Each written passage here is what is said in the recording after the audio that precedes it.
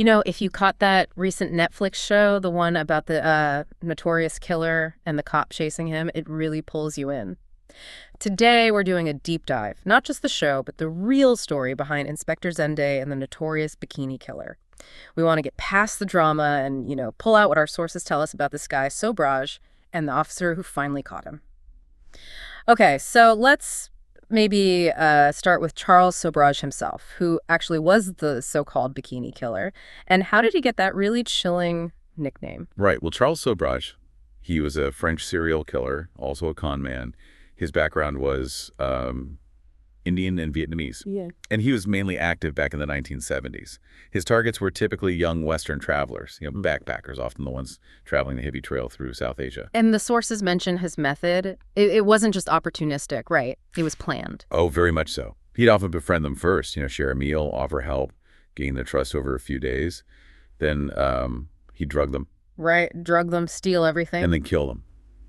Horrifically. And that nickname, the Bikini Killer, that came about because victims were often found just in their swimwear, a kind of grim signature. Exactly. It's a chilling detail.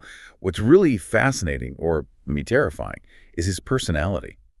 Sources describe this incredible manipulative charm. But underneath. Utter ruthlessness. Cunning. He was known for escaping prisons, bribing officials. He always seemed to be one step ahead, operating across Thailand, Nepal, India. So this dual nature, charming on the outside, but completely violent and without empathy inside, that's what made him so slippery. Precisely. He was elusive, almost mythical in some ways. Which brings us to Inspector Mudhooker Zende. This is where the story gets really interesting, isn't it? Zende, a Mumbai police officer, he gets word Sobhraj is in India in '76.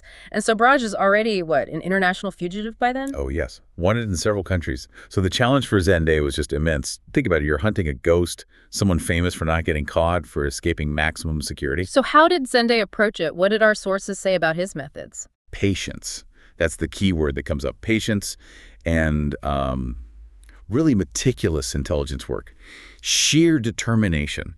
His team apparently spent weeks, just weeks, piecing together tiny bits of information, cross-referencing reports, looking for patterns nobody else saw. It wasn't flashy. It was just grinding, persistent police work. And that groundwork, that sheer persistence, it paid off, led to that big climax. It did. The dramatic arrest at a Delhi hotel. That moment just exploded in the news. Worldwide headlines. Wow. So Zende actually cornered him. He did.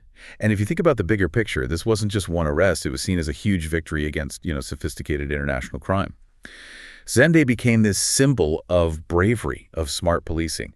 His name, his work, still talked about as one of the great Indian manhunts. Makes you think about the pressure on him, the psychological side of that whole chase. Absolutely. And the Netflix show, sources suggest it does capture some of that cat and mouse game. Yeah. It focuses on Zende's focus, Sobhraj's darkness, and, the emotional toll on a cop doing that kind of work. And Sobhraj, he did end up serving time, right? Yes, years in prison, first in India, then later convicted for murders in Nepal.